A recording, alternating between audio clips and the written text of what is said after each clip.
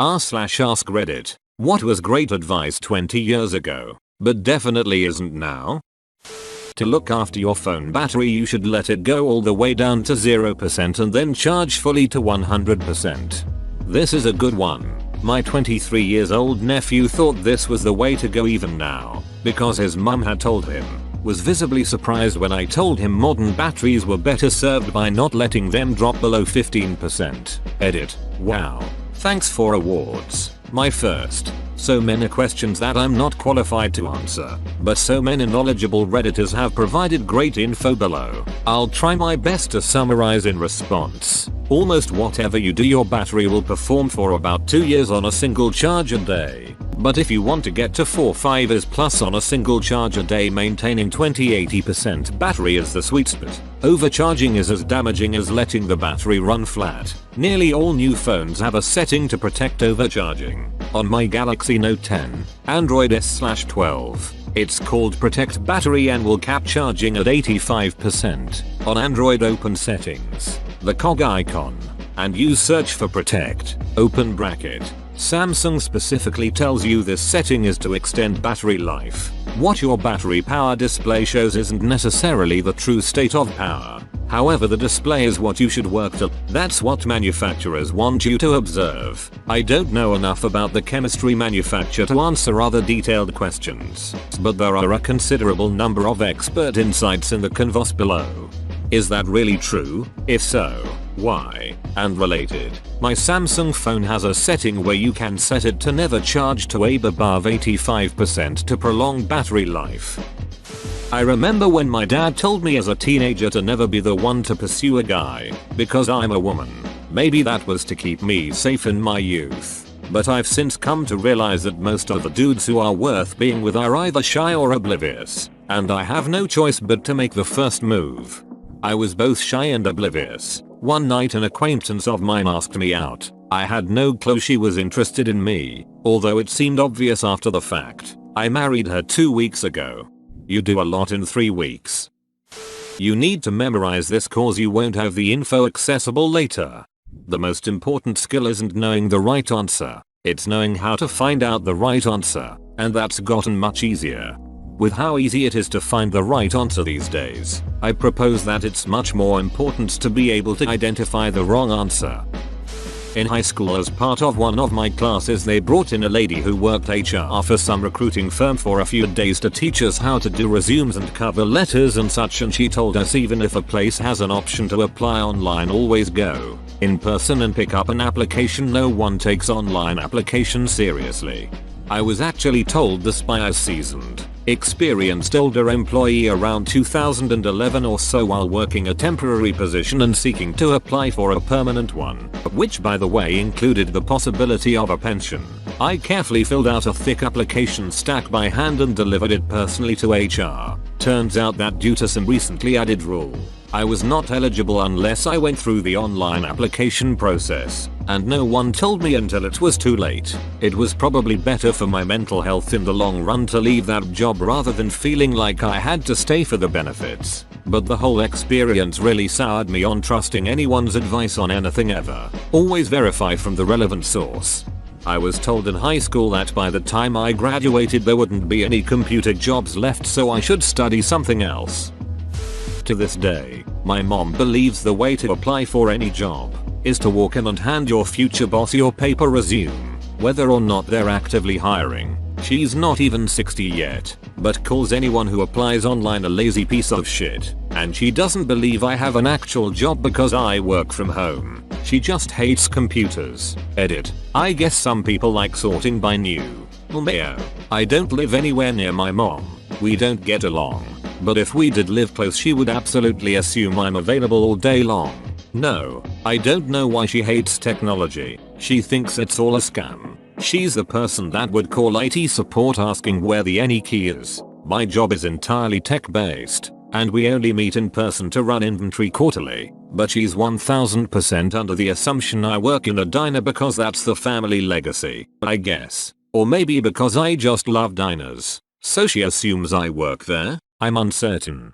My dad used to think this. Then I applied for his job and showed him all the steps. All he had to do was show up on time and promise not to be a terrorist. Didn't even need a suit. The application I took was about 6 pages of writing, a long waiting list, multiple interviews, and a 6-month application ban if they do not say yes. My dad was constantly sending me jobs at his company that I was not qualified for. I finally applied for one that was actually in my field, and he was shocked to find out that his recommendation meant nothing and that they didn't even have the budget to hire someone after doing 2 interviews. I was ready to answer this until I realized 20 years ago was 2002 and not 1992. If Smashing Pumpkins released 1979 today, it'd be called 2006. I hate you. 20 years ago, don't meet up with people you met on the internet and don't get in cars with strangers. Today, get into the car with a stranger that you've summoned to your house using the internet. The first time I met my ingress team, like Pokemon Go, but competitive capture the flag, I was in a graveyard farming gear and got a message in app saying get in the grey van and, without thinking, I hopped in this grey van that came up behind me. That's ducking hilarious. I would have done the same. You're searching for a soulmate on the internet? Lord, you must be insane. Met my wife on the internet about 12 years ago, and everyone thought I was making her up until we could afford to fly her out here. Then it was she's probably scamming you. If she's a scam. Best one I ever got caught up in. She's playing the long con. Spending whole day on the internet would never make you successful in life, said my dad. You can't spend the whole day staring at your computer screen. Nobody is going to pay you to do that. You won't meet your future wife husband online. Online dating sites are for losers, creeps, scams. As a millennial, I can safely say that I'm grateful for the chance to be rejected merely via internet instead of in public. Don't forget to print out your directions from MapQuest before you leave. Though, it still makes sense download maps before you set out. I've gotten into the habit of downloading 1 or 2 offline maps before going on a trip, especially if it's in a rural area. Google Maps only does so much if I'm stuck somewhere with bad service. Sometimes I even still keep an atlas or foldable map of the area. Stay away from the guy walking down the street having a full conversation with nobody. Now it's just AirPods. I would still stay away from them. Hey guys, Shexty's checking in again for another live stream. Shout out to my boys at lunch right now. Sorry it's been so long since my last update. I've been in a bit of a funk lately, but the latest Spice album dropped last week and that shit is off the charts. Buy that house. Sure, it seems weird that you qualified for such a high home loan, but I'm sure they wouldn't offer it to you if you couldn't afford it. My family understands the high cost of housing, so they don't throw that on me, but my girlfriend's family doesn't understand it. They all got to America in the 70s to early 90s when housing was still affordable for the average person. My girlfriend and I are planning on buying a house in the next 2 years or so in a cheaper state. South Florida is one of the highest costs of living right now in the country, and we don't make enough to own a home here. Her family keeps saying, oh, just do a joint application for a house. Look, this one is only $420,000. Ours is worth that much and we did it just fine. Yep, the difference is that your home was only $70,000 when you bought it 30 years ago, and you also own your own highly successful business, so you have even less to worry about. Plus that $420,000 house is a literal condemned crack house, since those are the only sub $600,000 houses you can get down here. It's not as easy as it was when you first came to THIUS. Our combined income is $82,000 a year. Nobody is giving us a loan that high, and you'd be delusional to think otherwise. Sorry, rant over. Home prices only go up. There is no risk that turned out to be very wrong. You won't always have a calculator in your pocket. The irony is, even in the 80s, there were cheap calculator watches. See Marty McFly BTTF. Teachers have always been wrong about that. I literally had one of those on, and my teacher told me it wouldn't always be there. Did he think technology was going to get worse? Generic dating advice. People always wonder how some people get to be so creepy, but they forgot that they've been brought up by a generation who thought the best way to get to women was aggressive flirting techniques, actual stalking, and being overly possessive.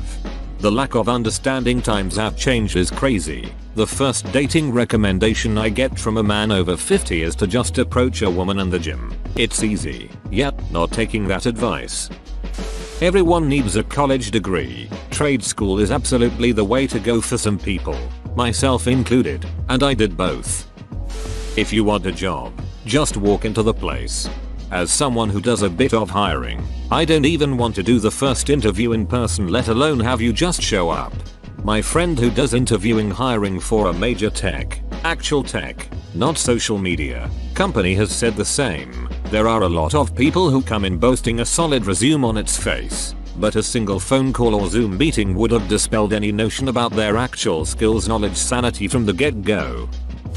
Getting a diploma will secure your life. When you dial collect on the payphone, just say where you are, what time you need a ride, then hang up as not to get charged. Bob we had a baby eats a boy. I'm glad everyone remembers this Geico commercial.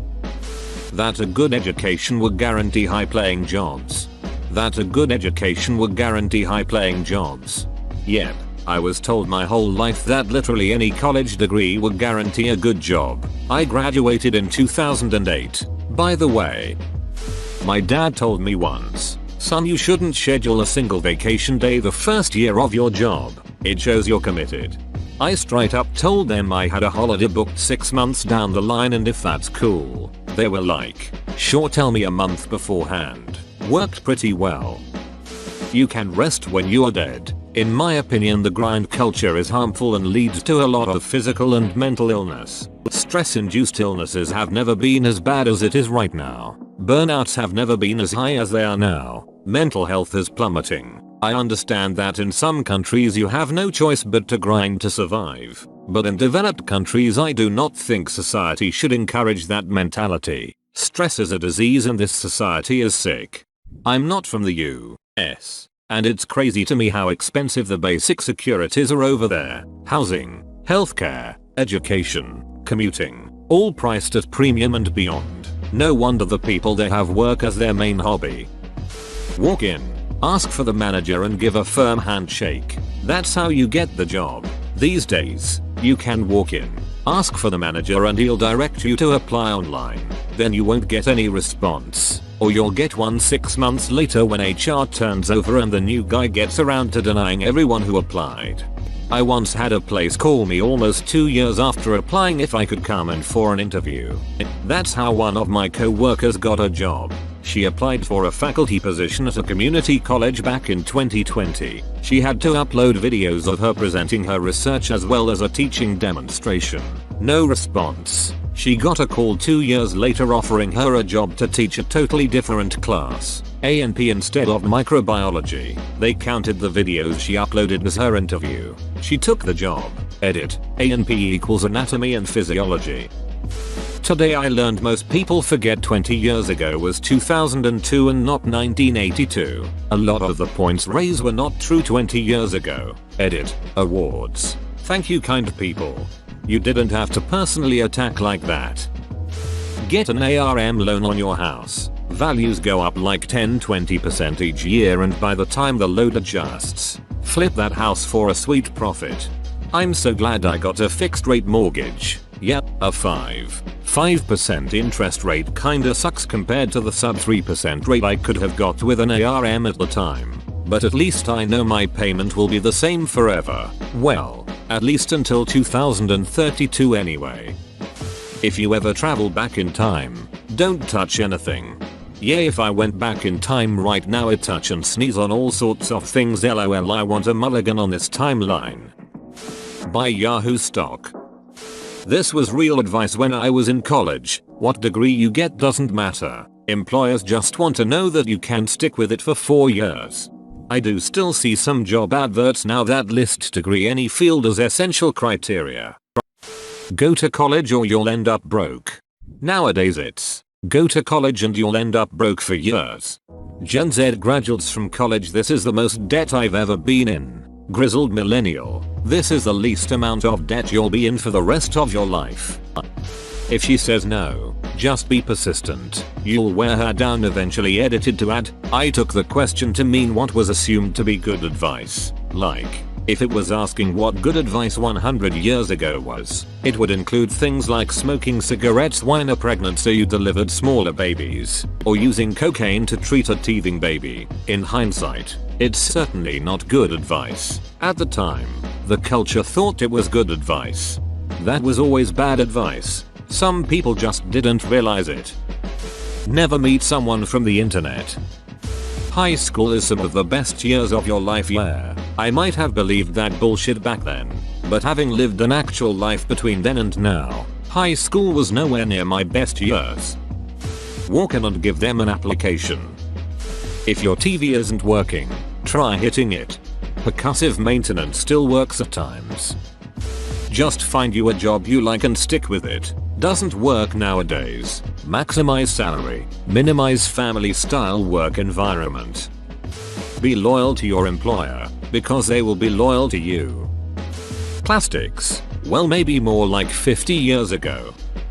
You'll never run out of space with a 10GB HD. Take your money and put it in a high interest savings account. Sure thing. Should I be getting 0.5% interest or 0.8% interest on that? Be persistent with women. If she's not interested, keep trying. Just go to the mall and hand out your resume. Save your money. LOL. Like how? We live paycheck to paycheck. We don't even make enough money to save to begin with. If you didn't waste your money on silly things like food, you could save more. Never get into a stranger's car. Now we have Uber. Whoa, you made it to the end? You're a ducking beast. I'll cut you a deal. Smash like and subscribe for more curated content, bruh. It's free and that's a great price.